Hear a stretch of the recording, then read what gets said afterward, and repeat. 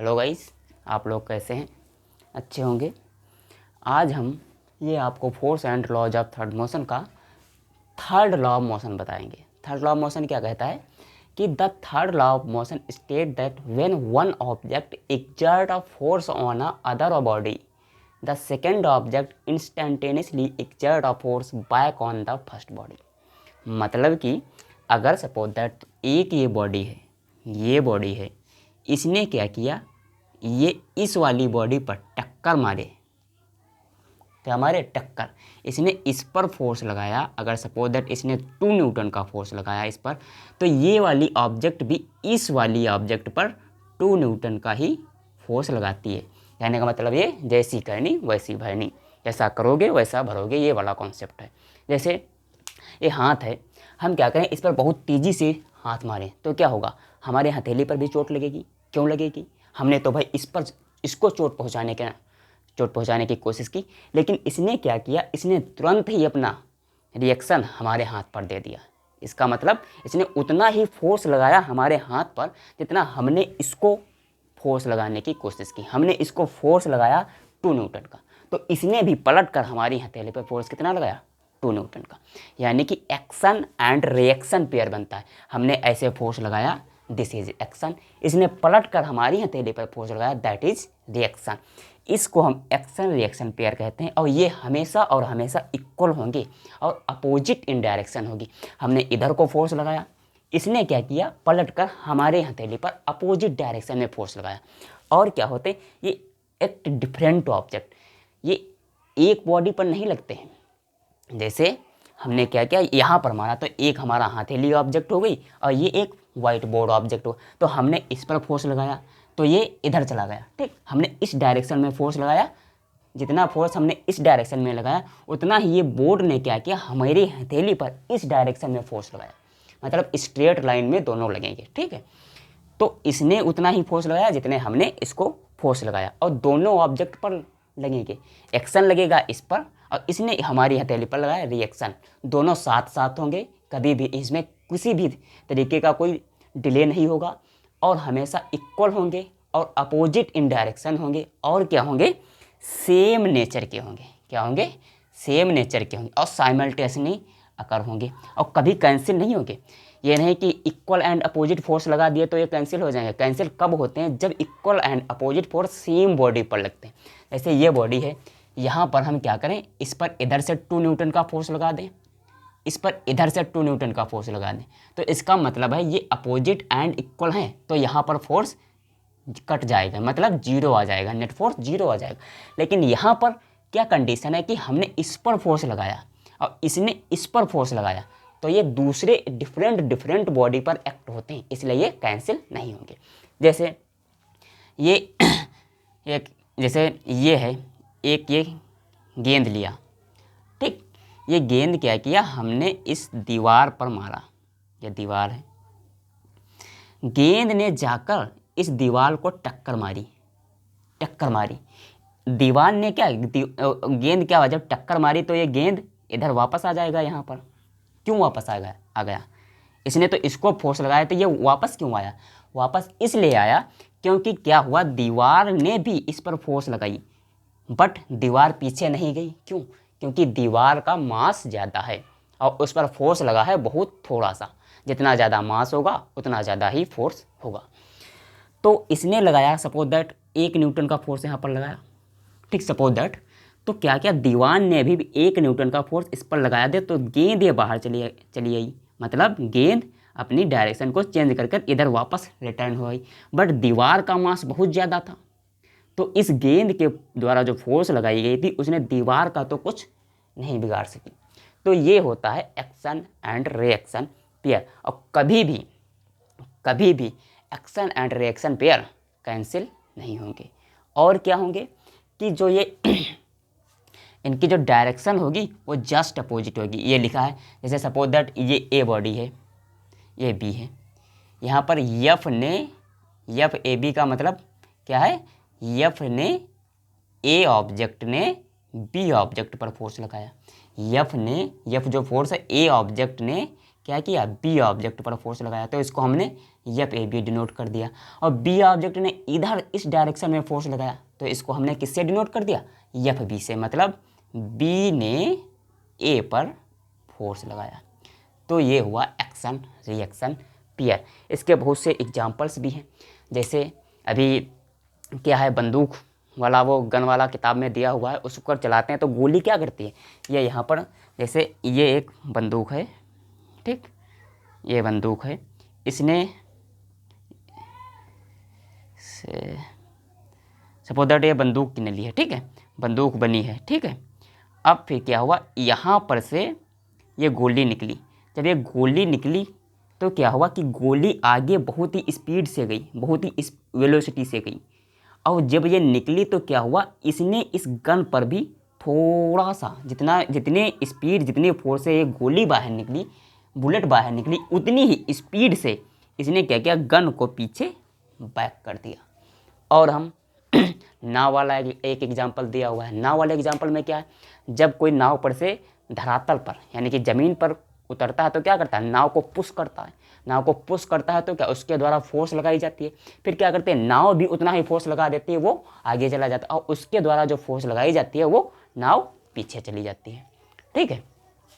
और अभी ट्रक वाला एग्जाम्पल ले लो, ठीक। जैसे यहाँ पर क्या है, ये एक छोटी सी खिलौने वाली कार है, ठीक, खिलौने वाली कार है।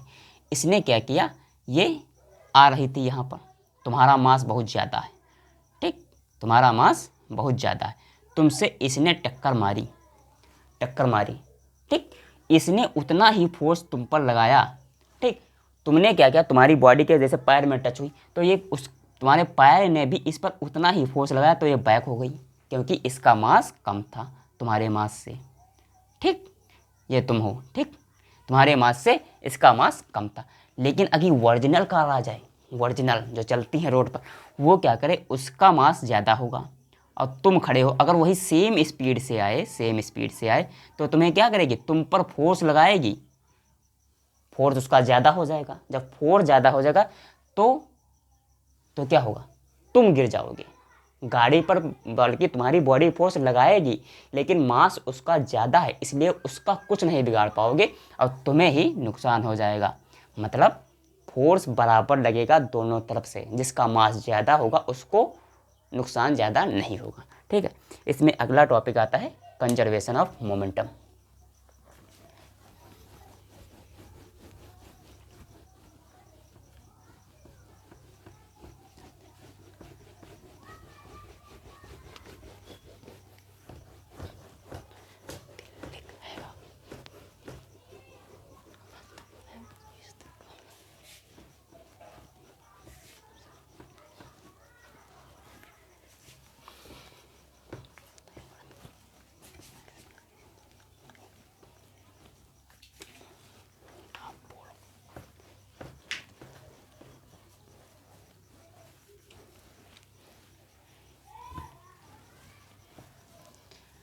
कंजर्वेशन ऑफ मोमेंटम,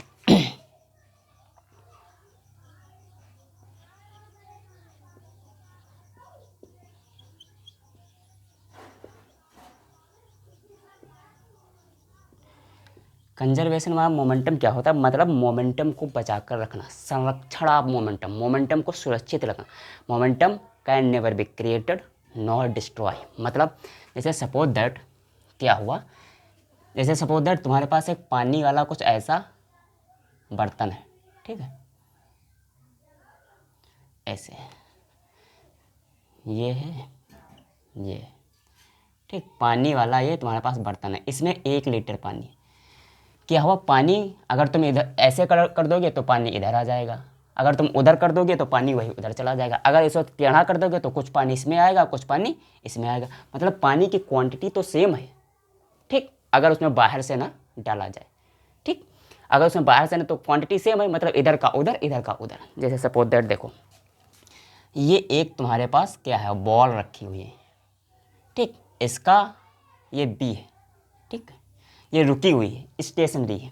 एक तुमने बॉल लिया ए, ठीक, ये क्या हुआ, इसका मास मान लेते हैं हम यम ए है, यम ए ऐसे डिनोट कर देते हैं, ठीक। इसका मास मान लेते हैं यम बी है। फिर क्या हो, इसकी स्पीड को हम यू ए मान लेते हैं। ठीक, यहाँ पर इसकी स्पीड यू बी हो गई। मतलब सपोज दैट देखो ये रुका हुआ ये रुका है, अब ये स्पीड से आएगा, इसको टक्कर लगाएगा। जब इसको यार टक्कर लगाएगा तो क्या होगा कि ये भी बॉल, दोनों बॉल साथ में आगे चलने लगेंगी एक स्पीड से। तो इसमें क्या हुआ, इसकी वेलोसिटी कम हुई और इसकी वेलोसिटी बढ़ गई। मतलब इसका मोमेंटम जो था वो कम हुआ, इसने मोमेंटम जितना इसका कम हुआ उतना ही मोमेंटम इसका बढ़ गया। मतलब इसका लॉस ऑफ मोमेंटम, इसका गेन ऑफ मोमेंटम इक्वल होगा। देखो यहाँ पर क्या हुआ, और ये सपोज दैट यहाँ पर गई। ठीक, अब क्या हुआ, टाइम लगा टी, यहाँ से ये यहाँ तक लुढ़कते हुए गई, टाइम लगा टी। तो अब क्या करते हैं, हम इसका मोमेंटम निकालते हैं, इसका मोमेंटम निकालते हैं। तो इसका मोमेंटम क्या होगा, इनिशियल मोमेंटम, मतलब मोमेंटम बिफोर कोलिजन, जब तक टक्कर नहीं हुआ उसके पहले इस पूरे सिस्टम का मोमेंटम कितना होगा। अगर ये जा रहे, सिर्फ इसी का फोर्स कंसीडर करेंगे, कोई एक्सटर्नल फोर्स नहीं आनी चाहिए, सिर्फ इन्हीं दो के आसपास में जो कुछ हो रहा है वही होना चाहिए। ये जा रही है तो यही जानी चाहिए, तुम बाहर से और फोर्स मत लगाओ, एक्सटर्नल फोर्स नहीं आनी चाहिए। समझ रहे हो, नहीं समझ रहे? देखो ये अगर जा रही है तो सिर्फ हम इसी ऑब्जेक्ट को, सपोज दैट ये बंद डिब्बे में है, ठीक है, अब इसको हम ऐसे भेज दें किसी भी वेलोसिटी से तो जाए टक्कर लग जाए, तो इसकी फोर्स को हम कंसीडर करेंगे, मोमेंटम को कंसीडर करेंगे, कोई बाहर से फोर्स या रुकावट नहीं। अब ये जा रही, यहाँ पर तुम क्या करो, यहाँ पर से एक इधर से पंखा चला दो, ये इधर चली जाए तो फोर्स रुकावट आ जाएगी ना, तो कोई और फोर्स नहीं आनी चाहिए, यही अगर जा रही है, कोई एक्सटर्नल फोर्स नहीं आनी चाहिए। ठीक है, अगर ये जा रही है तो इसी के फोर्स को हम कंसीडर करेंगे। तो यहाँ पर मोमेंटम यम क्या होगा, इसका मोमेंटम क्या होगा, मास ए बॉडी का जो मोमेंटम है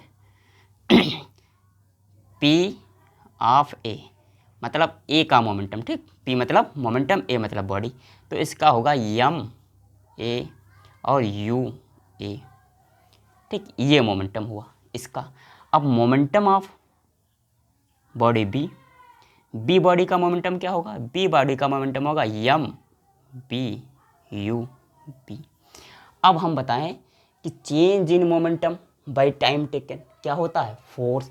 जब इसकी वेलोसिटी यू ए थी, अब क्या होगा, यहाँ पर पहुँचेगी तो इसकी वाली स्पीड, ये वाली जब यहाँ पर बॉल पहुँचेगी, यहाँ पर टक्कर मारेगी तो इसकी स्पीड क्या हो जाएगी, इसकी स्पीड वी ए होगी, इसकी स्पीड डिक्रीज हुई। ठीक, और इसकी स्पीड क्या हुई, ये वाली बॉल की जब ये बढ़ेगी तो इसकी स्पीड वी बी हो जाएगी। हो जाएगी कि नहीं हो जाएगी, हो जाएगी।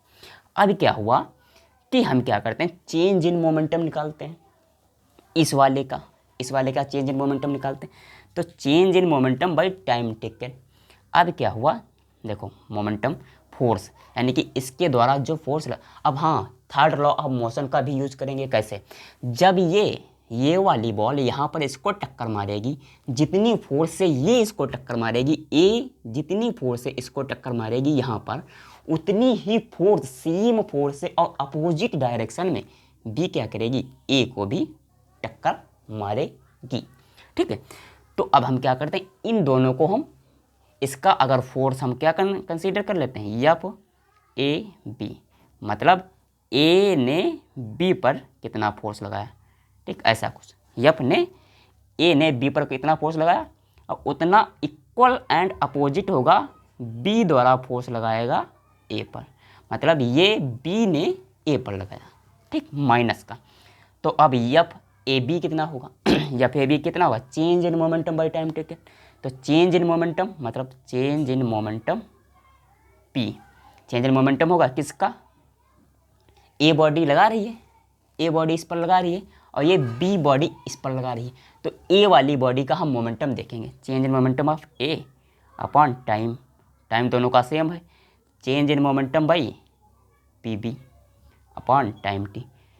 टाइम टी देखो इक्वल है, इधर माइनस है, ये टाइम टी चला जाएगा, टाइम टी कैंसिल हो जाएगा ना, दोनों वार बराबर है, तो क्या हुआ, अब बचा चेंज इन मोमेंटम, सिर्फ और चेंज इन मोमेंटम। अब इसको हमें करना है प्रूफ। ये तो प्रूफ क्या, ये तो है ही है third law of motion. Third law of motion होता है इक्वल एंड अपोजिट रिएक्शन देता है, ये इस पर एक्शन लगाएगा, ये उल्टा रिएक्शन देगा।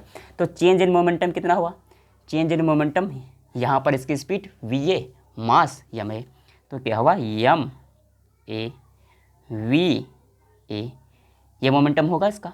और पहले मोमेंटम कितना था इसका, ये वाला, इसमें से अगर माइनस कर दें इसको m a and u a, ये होगा, ये चेंज इन मोमेंटम आएगा फर्स्ट बॉडी का, ठीक है। अब दूसरी वाली बॉडी क्या होगी, m b v minus m b u b, मास तो चेंज नहीं होगा। अब क्या, यही है थर्ड वो कंजर्वेशन ऑफ मोमेंटम। देखो m a हुआ, और ये u b वाला उठा लेते हैं, कहाँ गया m a, और कहाँ गया ये वाला v a,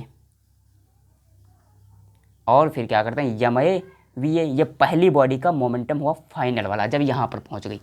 अब फिर क्या, दूसरी वाली बॉडी b वाली का फाइनल मोमेंटम कौन सा है, ये वाला है। इधर यहाँ पर क्या था, माइनस था, ये माइनस है, ठीक, ये माइनस है। और देखो ये ऐसे था, ऐसे है ना, ये ऐसे है, ठीक, ये माइनस है। जब माइनस अंदर जाएगा तो ये वाली क्वांटिटी माइनस हो जाएगी, ये वाली माइनस हो जाएगी, और ये वाली जब अंदर जाएगा इसके तो ये प्लस हो जाएगा, ठीक है। तो ये माइनस वाला हम इधर ले आएंगे तो ये क्या हो जाएगा, plus m b v b।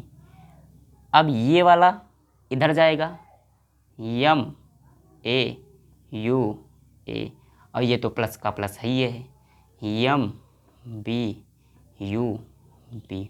देखो ये तुम्हारा आ गया कंजर्वेशन ऑफ मोमेंटम, यही है। कैसे, देखो इसको हम क्या करते हैं, इधर लिख लेते हैं इस तरीके से, m a u a plus m b u b equal to m a v a plus m b v b। देखो क्या हुआ, ये है टोटल मोमेंटम बिफोर कोलिजन। ये क्या है, total momentum before collision, total momentum before collision, before collision. और ये है इक्वल टू ये total momentum, total momentum after collision, after collision.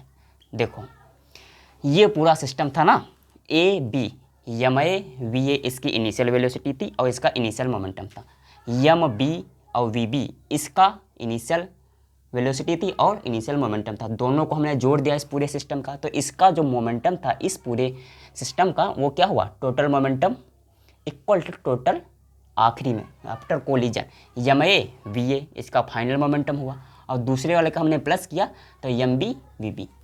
मतलब मोमेंटम कभी भी क्रिएट नहीं किया जा सकता, ना ही चेंज किया जा सकता, मतलब इधर से उधर, उधर से इधर ये होता रहता है, ठीक है। मोमेंटम की तो जैसे अभी वो क्या कहते हैं, वही कोई सा भी ले लो, गन वाला है एग्जांपल ले लो, गन में क्या बुलेट निकलती है, उसका वो रेस्ट पर होती है, ठीक है, वो निकली एक स्पीड से, उसने क्या क्या पीछे गन को भी धक्का दिया, जब उसने धक्का दिया था उसका मास वेलोसिटी इनिशियल वाली निकालेंगे, और उसके बाद क्या करेंगे, जब वो गोली चली गई तब इनिशियल और फाइनल करेंगे, मोमेंटम को जोड़ेंगे, तो उन लोगों का इनिशियल मोमेंटम मतलब total momentum before collision equal to total momentum after collision equal ही होगा, कभी भी बदलेगा नहीं।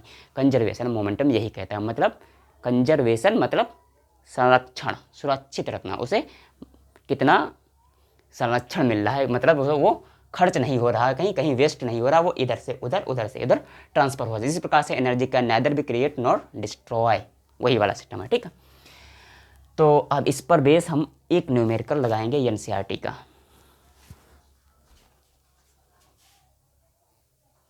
ये क्वेश्चन है एनसीईआरटी एक्सरसाइज क्वेश्चन नंबर 15 उसका है, ठीक है, वीडियो का पहला क्वेश्चन है, तो हम फर्स्ट क्वेश्चन ही लिख देते हैं, ठीक है। ये क्वेश्चन क्या कह रहा है, कह रहा है कि एक object mass of 1 kg travelling in a straight line with a velocity of 10 metre पर second collides with and stick to a stationary wooden block of mass 5 kg। मतलब एक ये मास है, एक ये मास है, ठीक है। ये 1 kg का होगा। इसका मास कितना दिया हुआ है, मास है 1 kg। इसकी वेलोसिटी कितनी दी है कि वो किस स्पीड से जा रहा है, किस वेलोसिटी जा रहा है, 10 मीटर पर सेकेंड, 10 मीटर पर सेकेंड। और यहाँ पर एक ब्लॉक रखा हुआ लकड़ी का, ठीक, उसका मास उन्होंने कितने बताया है, 5 kg, 5 kg है। और ये इसकी वेलोसिटी यहाँ पर कितनी है, 0, मतलब ये रुका है तो इसका मतलब 0। कैसे पता मुझे रुका हुआ, क्योंकि लिखा है स्टेशनरी, स्टेशनरी वर्ड यूज हुआ है, मतलब वो बॉडी रुकी हुई है। अब क्या किया, इस वाले 1 kg के मास ने जाकर इस पर लड़ा, कितनी स्पीड से, 10 मीटर पर सेकंड की स्पीड से ये वाला जाकर इस पर लड़ा। फिर क्या हुआ, ये दोनों यहाँ से, सपोज दैट ये यहाँ है, सपोज दैट ये यहाँ पर आए, देखो यहाँ पर ऐसे आकर लड़ गए। अब लड़ गए ये दोनों, तो ये अब आगे को बढ़ने लगे, दोनों साथ ही साथ बन गए, दोनों एक में मिलकर अब आगे चलने लगे। तब अब क्वेश्चन कह रहा है कि इनका मोमेंटम बताओ, जस्ट कोलिजन यानी before collision and after collision. अब बताना है कि ये जो कंबाइन हो गए हैं ये दोनों ऑब्जेक्ट, 1 kg वाला 5 kg वाला, अब ये दोनों मिलकर, दोनों साथ साथ में कितनी स्पीड से आगे जा रहे हैं। तो कैसे लगाना है, तो हम क्या करते हैं, बिफोर कोलिजन मोमेंटम फाइंड करते हैं। बिफोर कोलिजन, बिफोर कोलिजन करेंगे तो बिफोर कोलिजन के इसका मोमेंटम, इसका मोमेंटम, दोनों का मोमेंटम देखेंगे। जितना बिफोर कोलिजन ही होगा उतना ही तो आफ्टर कोलिजन होगा, ये तो हमने पढ़ चुके हैं कंजर्वेशन ऑफ मोमेंटम में। तो क्या होता, पहले वाले इसका मोमेंटम कितना होगा, यम वी, यम यू मान लेते हैं, यू ले लो, ठीक है, इनिशियल वेलोसिटी को यू से शो करते हैं, ठीक। इसका होगा, इस वाले ऑब्जेक्ट को हम ए कर देते हैं, इसको बी कर देते हैं, ठीक है, अब आसानी रही। तो क्या हुआ, यमए का यमए, और इसकी वेलोसिटी कितनी है, यू ए, यही होगी, प्लस यही है, और M B and U B before collision और equal to after collision, after collision क्या मोमेंटम होगा, मोमेंटम पी से बनाए देते हैं, ठीक है, momentum before collision, momentum after collision, मतलब टोटल मोमेंटम, टोटल, ठीक, total momentum before collision equal to total momentum after collision. तो M A U A plus M B U B हुआ। अब क्या हुआ, इसके बाद यहाँ पर मान लेते हैं इसका मास कितना हो गया, यम ए प्लस यम बी, यही तो होगा जाकर, यम ए का मास और यम बी का मास जुड़ा, तो यहाँ पर मास क्या होगा, यम ए, पहले वैसे लिख देते हैं, ठीक है, जो तुमको डिफिनीशन वो लिखा है अलग अलग, पहले वैसे लिख देते हैं। तो M A V A plus M B और वी बी, ठीक।